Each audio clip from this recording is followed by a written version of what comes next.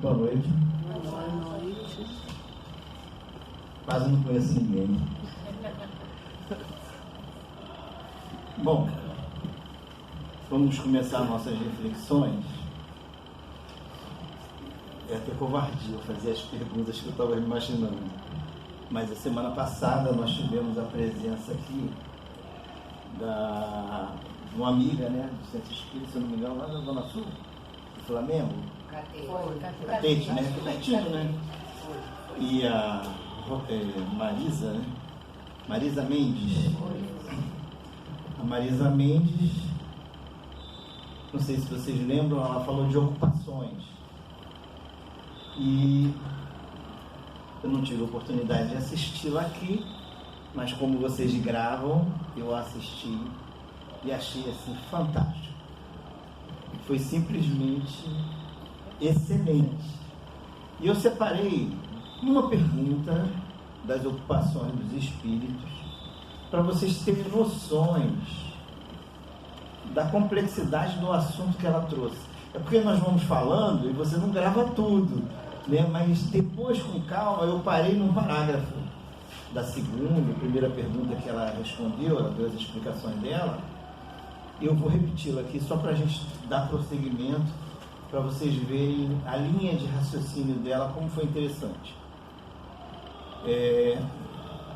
Na questão 558 da semana passada, ela deu a pergunta: os espíritos têm outra coisa a fazer, a não ser melhorarem pessoalmente? Aí os espíritos respondem: eles concorrem para a harmonia do universo, executando as vontades de Deus, de quem são seus ministros. A vida espiritual é uma ocupação contínua, mas nada tem de penosa como na Terra, porque não há fadiga corporal e nem as angústias das necessidades.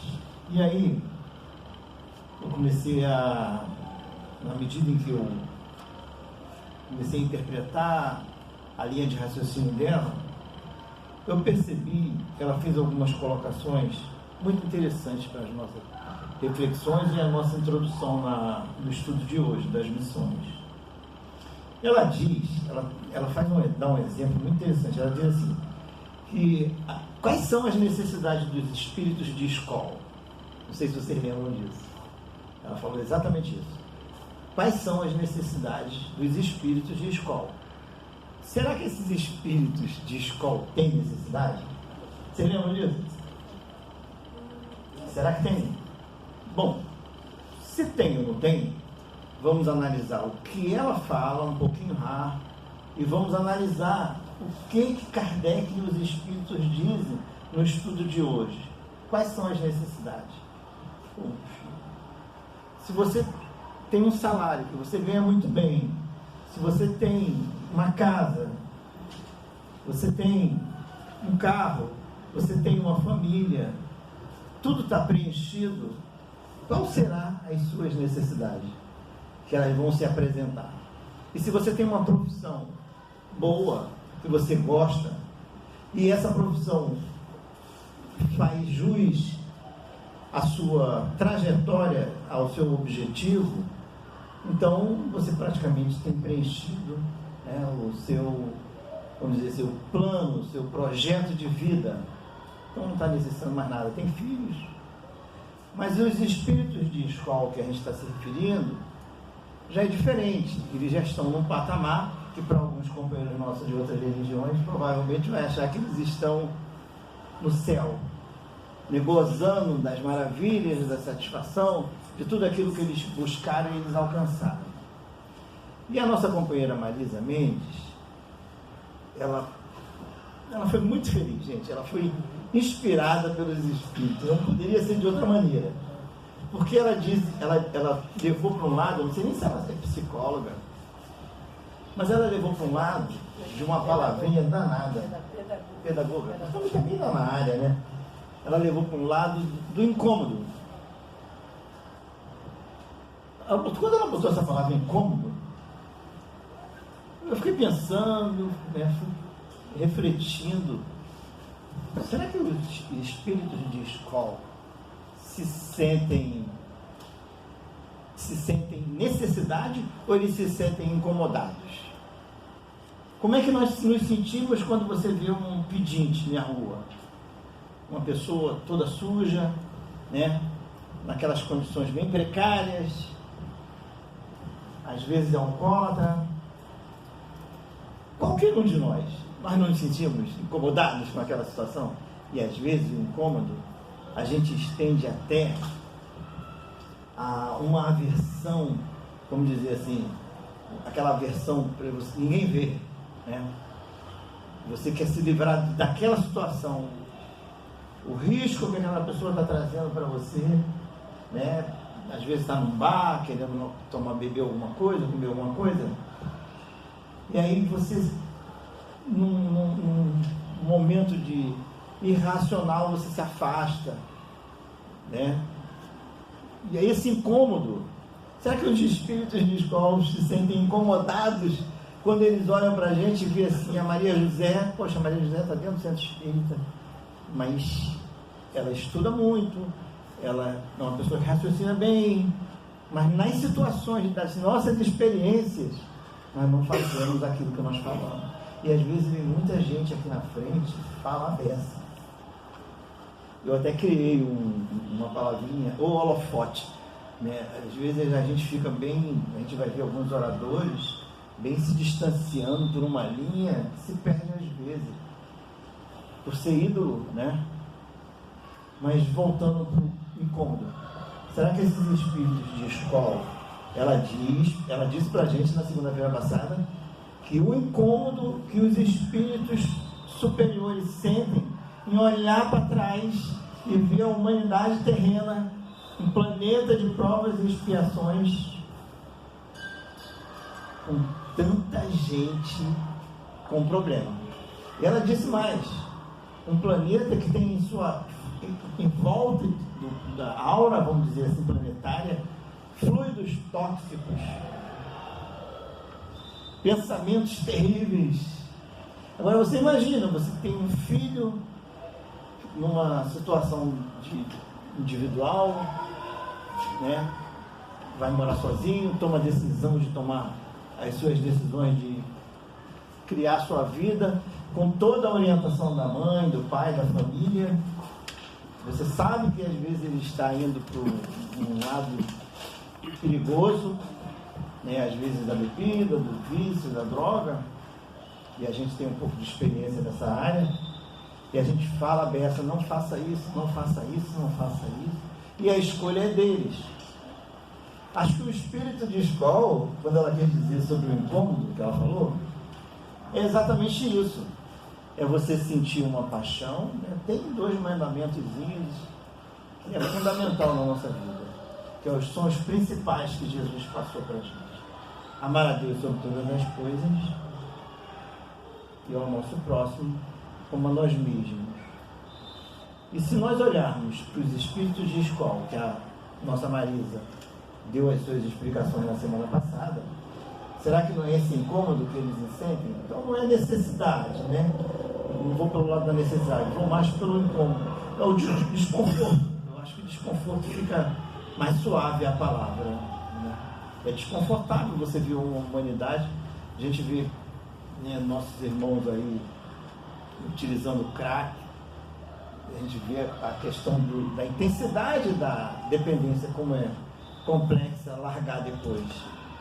E aí, ela falou um pouquinho mais, ela disse assim, as necessidades de um espírito de escola, por exemplo, é viver feliz. Nos ver feliz é um incômodo que causa ver a ignorância das criaturas perante a lei de Deus. E é mesmo, porque se a gente observar que como somos ignorantes às vezes, vou ver se eu consigo conduzir o assunto até uma questão importantíssima que Kardec diz para a gente no Livro dos Espíritos. Então, mais ou menos, é essa questão, para a gente não ficar muito alongando dentro do assunto dela. Mas o que eu queria trazer para a gente aqui era isso. Então, ela falou das ocupações, mas ela trouxe essa questão do incômodo dos espíritos de escola. Então, as ocupações desses espíritos não é só viver feliz, mas a felicidade para eles é também nos auxiliar, estender a mão para cada um de nós, e nós vamos nos reerguendo devagarzinho à medida do esforço individual de cada um. Mesmo que pai e mãe queira, né, trazer o filho embaixo do braço, não adianta, eles vão tomar a decisão dele como nós tomamos as nossas decisões e vamos seguir sozinhos. E aí a gente cai, né, a gente se machuca, a gente vê nossos filhos sofrendo também, a gente sofre junto, mas faz parte, né? Eu acho que esse exercício e essas experiências é justamente para que todos nós ampliemos a nossa fraternidade e não ficar só no laço consanguíneo, e sim no laço fraterno e espiritual. Uma outra coisa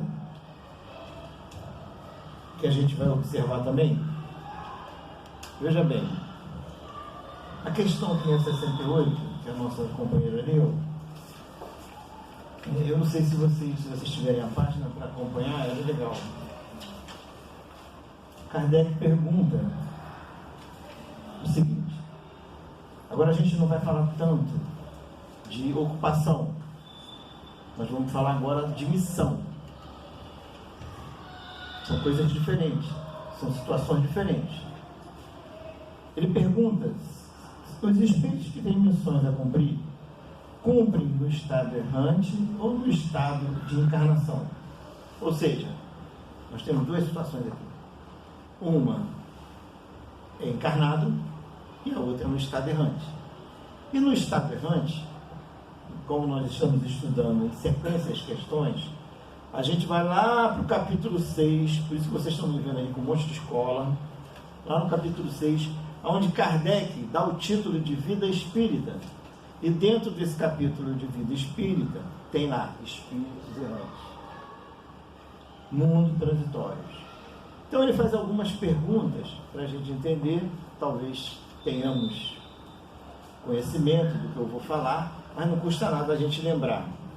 Ele faz algumas perguntinhas, como é esse danadinho de estado errante?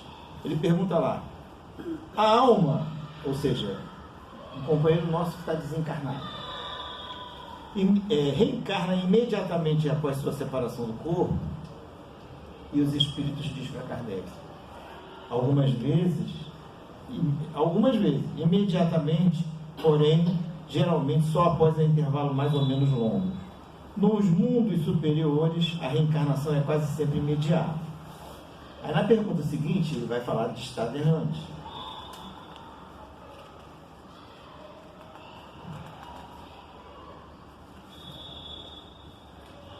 (224) 224. O que se torna a alma no intervalo das encarnações? Os espíritos respondem: um espírito errante que aspira o seu novo destino. Ele aguarda. Aí eu fiquei pensando assim, mas aonde? Que lugar? Que planeta? Em que momento? Né? Desencarnou. E aí? Fica onde? Ah, não. Seu corpo físico, biologicamente, ele é destruído, né, pelas bactérias, os tecidos vão se extinguindo, mas se o eu espiritual, o perispírito, netinho desencarnou, está onde? Foi para onde? Para que planeta? Para que lugar? Essa transição, então esse estado errante, muitas das vezes, deixa-nos um pouco confuso, mas ao mesmo tempo que ele deixa confuso, essas questões que Kardec propõe para cada um da gente entender, deixa assim uma curiosidade muito intensa. Mas é legal essa curiosidade, porque ela tem, na medida em que você vai, não é ler a pergunta, compreender a resposta. É você ler a pergunta e refletir intensamente nas questões que os espíritos estão nos respondendo. Para onde ele vai? Qual é o estado? Por isso que, eu não sei se vocês já viram na Net Geográfica, um programa que tem um jornalista, esqueci o nome dele, que ele estava fazendo uma pesquisa, né, vida após a morte. E aí tem um pai, um senhor americano com 40 e poucos anos, que sofre um acidente, ele e a filha de um carro, e a garota desencarna com 14 anos de idade, e ele é apaixonado, não sei se vocês viram, por essa filha. E ele acaba dentro do quarto dela, né, ela já desencarnada, ele pensa, ele ora, e pensa assim, mais ou menos, eu vou criar mais ou menos assim, que ela poderia confirmar a presença dela naquele quarto e poderia dar um beijo na testa dele. Só que ele, como é engenheiro, ele cria um aparelho onde o aparelho vai gravar ondas que nossos olhos não percebem, né? Numa tipo ultravioleta, ondas de rádio que a gente não vê, e aí a gente percebe na gravação um feixe de luz que sai do nada, surge e vai na testa dele, né? Encosta na testa dele e separa. Nós não podemos dizer se é o espírito que está fazendo aquilo ou não, mas para ele é a filha dele. Então, naquele momento, aquela companheira que desencarnou, ela está onde? Em que momento? Que ela está sem corpo. O corpo dela é perispiritual, e o perispírito a gente não consegue enxergar. Ainda não. Então, essas questões que Kardec propõe, nesse capítulo 6, ela nos possibilita, no avançar das questões, termos um melhor entendimento das missões. Kardec pergunta, qual pode ser a duração desses intervalos de uma encarnação para outra? A erraticidade é por si mesmo um sinal de inferioridade dos espíritos? Pode-se dizer que todos os espíritos que não estão encarnados são errantes? Quando a gente vem para a questão de hoje, da nossa questão 568, que ele pergunta, os espíritos que têm missões a cumprir, as cumprem no estado errante ou no estado encarnado?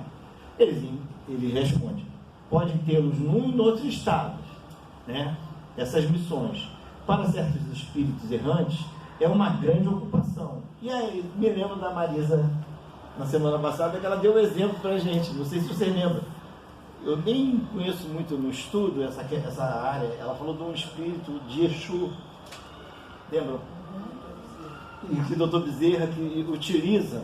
Só que assim, cada um pesquisa, cada um tira suas conclusões, né? Pode ser que tenham espíritos denominados de Exu, que são espíritos africanos, né, de religiões afrodescendentes, e aí a gente não sabe como se misturaram e por que essa denominação de Exu, e se esses espíritos são realmente espíritos serviçais, são espíritos que vão a socorro. Quando a gente vê os nossos representantes da lei, a PM, invadir uma comunidade bem violenta, agressiva, com criminosos, traficantes violentos, a gente fica imaginando que não deixa de ser um socorro, né? E esses homens têm que estar preparados. E esses espíritos também têm que estar preparados. Nas obras de André Luiz a gente vê muito isso. Os espíritos que coordenam essas escalas, essas missões de socorrer, de auxiliar, eles fazem uso de espíritos mais endurecidos, espíritos mais imperfeitos, que conhecem. É a mesma forma, é interessante como a gente se vê, né? Na época dos cowboys americanos, nós tínhamos aqueles índios Apache, aqueles índios que eram rastreadores.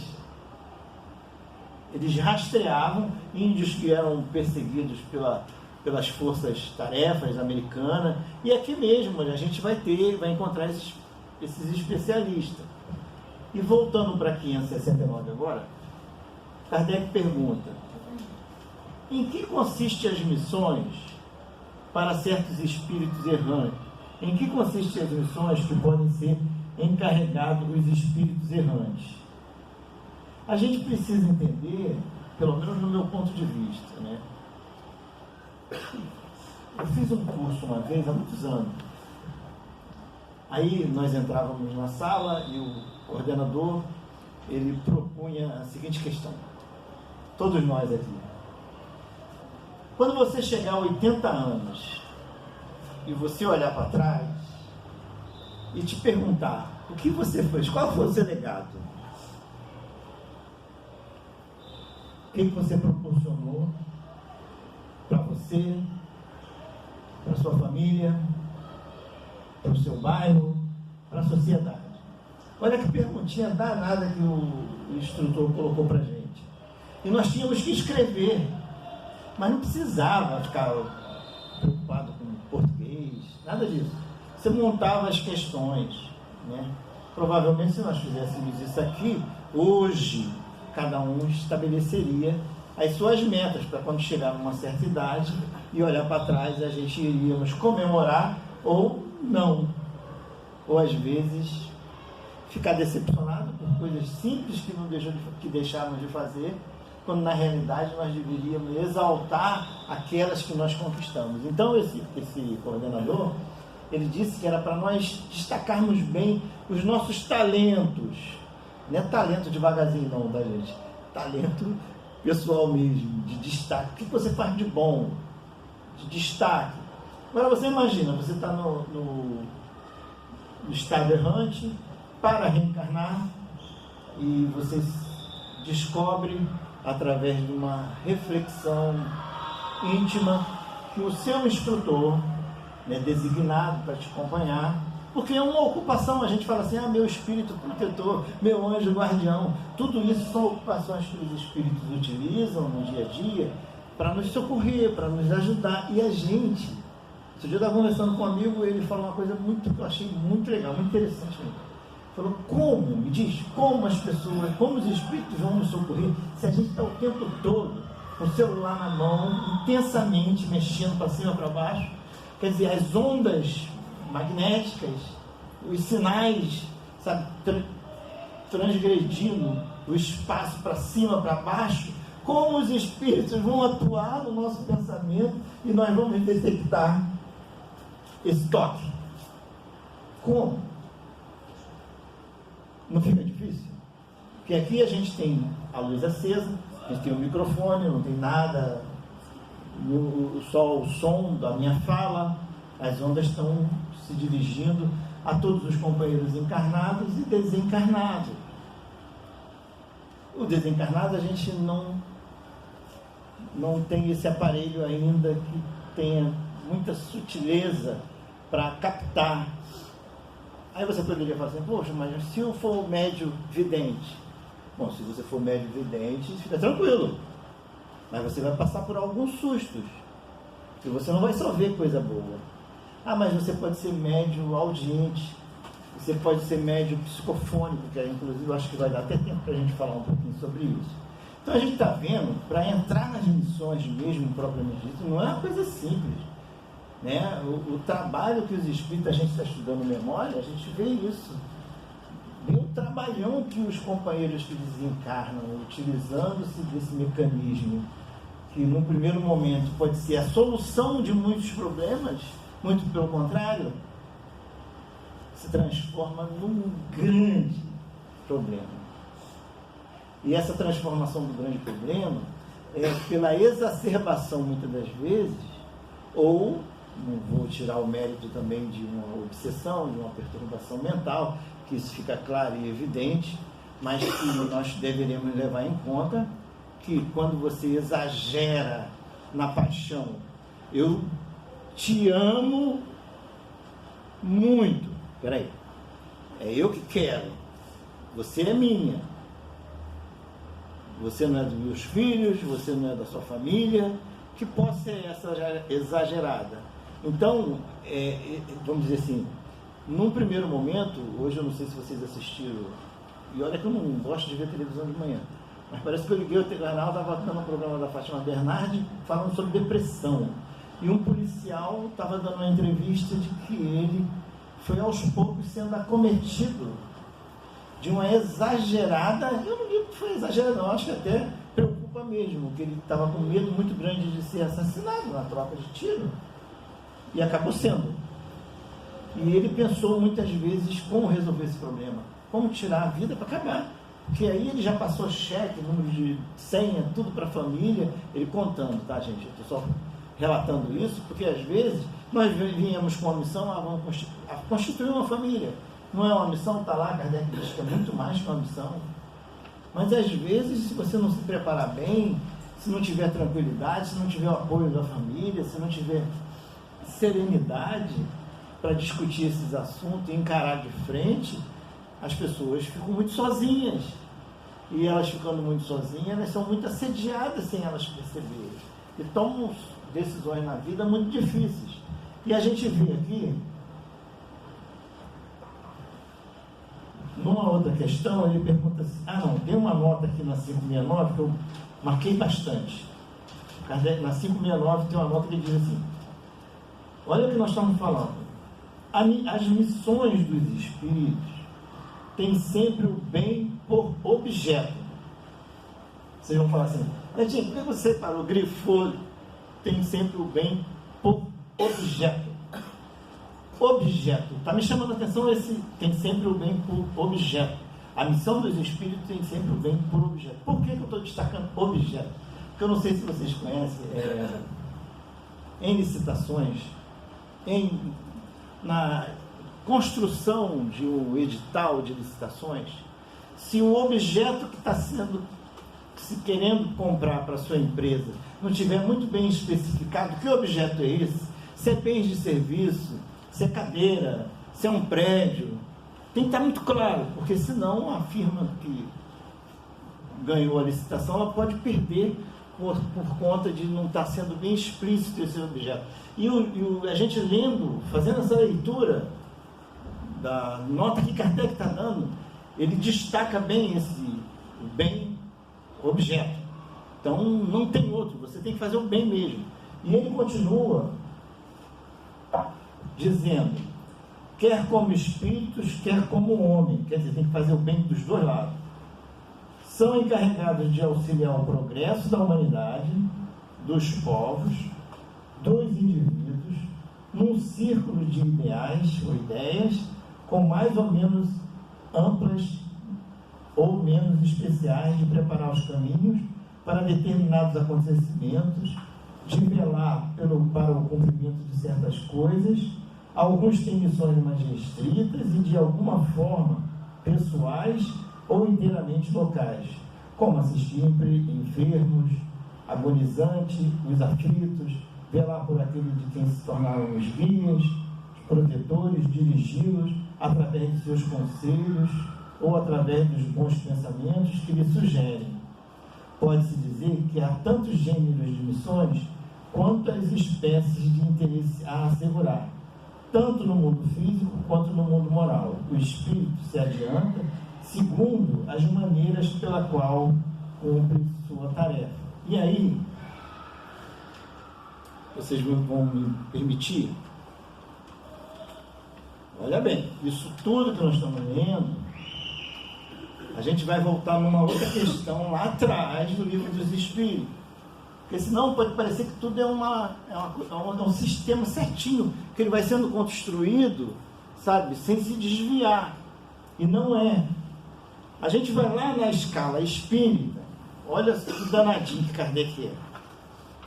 Kardec vai e ele é sugerido pelos espíritos a dar um melhor entendimento. Tanto é que, se vocês lerem, vocês vão ver que ele não prioriza essa escala. É dessa forma, não. Ele diz que, como toda ciência, qualquer pessoa pode ir ali melhorar um pouquinho, né? E aí ele começa, na construção da escala, ele coloca 3 ordens: terceira, segunda e primeira. Ele começa com as piores, né, vamos dizer assim, com aqueles espíritos como nós, né? E ele diz lá que a 10ª são os espíritos impuros. Aí eu até coloquei aqui, quem são esses espíritos impuros? Será que eu vou me candidatar a ser incluído nesses espíritos? Vamos ver se eu ajo dentro dessa forma aqui. São inclinados para o mal. Opa, peraí, eu não faço tanto, não tenho essa inclinação toda. Já tem uma conduta dentro da moral estabelecida nas regras de condução do social para o bem. Ele diz, inclinados para o mal, e deles fazem objeto de suas preocupações. É mesmo, né? Quando a pessoa tem assim o hábito de roubar, a preocupação dele é roubar. E se não tiver êxito no roubo, ele estrategicamente monta uma coisa mais elaborada para roubar melhor. Isso passa a ser as preocupações. Dão conselhos pérfidos, sopram discórdia. Opa, eu sopro discórdia, quem gosta de fofoca? E a desconfiança, e se disfarçam, dando mensagens triviais e grosseiras. Algumas coisas, de repente, eu dou uma escorregada aqui, né? A nona classe, espíritos levianos, são ignorantes, astutos, inconsequentes, não se preocupam com a verdade. Ele dá até o nome de duendes. Depois ele fala da oitava classe, são espíritos pseudo-sábios, são que têm conhecimento extenso e acreditam saber mais do que realmente sabem. A sétima classe, espíritos neutros e os espíritos batedores na sexta, cada uma com aquelas qualidades mais destacadas. Nesse momento, a gente vem aqui para as missões. Por isso que eu estou falando para você, não dá para você estudar separadamente. Tem que ir puxando lá e puxando cá. Já os espíritos da segunda ordem, que são os espíritos bons, que vocês sabem, eles já têm uma predominância sobre a matéria. Nem de todo, mas a gente vê às vezes pessoas muito boas, o ladrão vem e perdeu o carro. A pessoa acelera por um ato de instinto, de impulso, mas acelera, achando que a bala vai ser mais rápida, mais lenta do que o carro. Você está dando uma predominância na matéria. Pode ser até um reflexo instintivo, não vamos mudar. Eu me lembro que eu estava saindo da evangelização, lá do CELD, isso não foi nem ato instintivo. O amigo nosso pegou a linha amarela, teve um tiro, e ele estava dirigindo e a bala veio da esquerda para a direita. Olha bem, que coisa. O tiro veio da esquerda para a direita e a esposa dele estava aqui. E o tiro pegou nela. Como?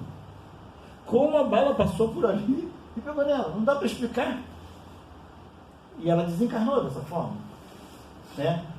Não tem nada a ver com predominância da matéria. Só estou dando um exemplo que às vezes não tem bala perdida, né? É uma bala que fortuitamente aconteceu o fato. Esses espíritos bons são classificados na quinta, na quarta, na sexta e na segunda. São benévolos, eruditos, sábios e superiores. Esses espíritos superiores já têm uma característica que talvez vocês até saibam, que é todas elas. Ele diz assim, reúne ciência, sabedoria e bondade, os espíritos superiores. É diferente dos espíritos eruditos, é diferente dos espíritos sábios. Esse grupo de pessoas que vivem no planeta Terra, encarnado, se misturam a esse grupo de espíritos da terceira ordem na Terra. Esse grupo de espíritos da terceira ordem, da segunda ordem, nós vamos lá para os espíritos puros. Será que eles vivem juntos? Olha só, primeira classe. Será que se a gente olhar para a Terra, a gente vai encontrar algum espírito com essas características? De pureza? E a predominância da pureza é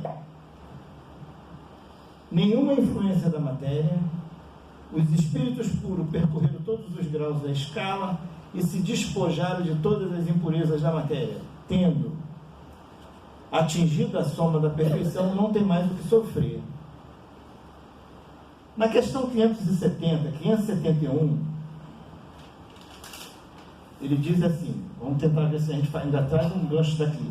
Os espíritos sempre percebem os desígnios que estão encarregados de executar. Todo mundo sabe que desígnio são tarefas, são funções. Aí os espíritos respondem, não. Há aqueles que são instrumentos cegos, outros, porém, sabem muito bem com que objetivo agem. Na questão 571, Apenas os espíritos elevados desempenham missões. Veja bem, está falando apenas os espíritos elevados, apenas os espíritos superiores desempenham essas missões, né? Vamos destacar, a gente não está falando nem da terceira ordem, nem da segunda ordem, nós estamos falando da primeira ordem. Já tem uma qualificação assim de destaque. E os espíritos respondem. A importância das missões corresponde à capacidade e elevação do espírito. E dá até um exemplo, o estafeta que leva o telegrama também cumpre uma missão, mas não é como a do general. A 572 ele pergunta: a missão de um espírito lhe é imposta? Por isso eu estou correndo. A missão de um espírito, a mesma missão pode ser pedida por vários espíritos? Sim, há frequentemente vários candidatos, mas nem todos são aceitos. Em que consiste? A gente viu isso na doutrina espírita, né? Não perguntaram. Kardec mesmo, se eu falhar, tem alguém? Se eu perguntar a vocês quem seria o substituto que estaria na linha, no banco de reserva lá para substituir Kardec, provavelmente vocês falariam assim: Leonani, é isso aí. Aparecem outras pessoas, né? Mas é interessante que não vai dar tempo, porque eu estou com os 5 minutos já cronometrado.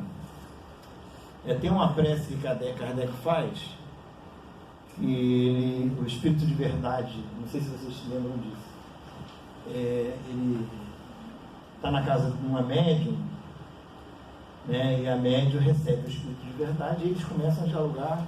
Ele começa a perguntar a ele sobre a tarefa, a missão dele falhar, e os espíritos tranquilamente vai respondendo que tinha substituto, pode ser, olha, não tem essa de destacar não, a gente na Terra não tem isso, né? Na Terra a gente, não, eu sou o chefe, eu coordeno, eu sou o coordenador, e se puder botar uma estrelinha de xerife, melhor ainda, como se fôssemos insubstituíveis.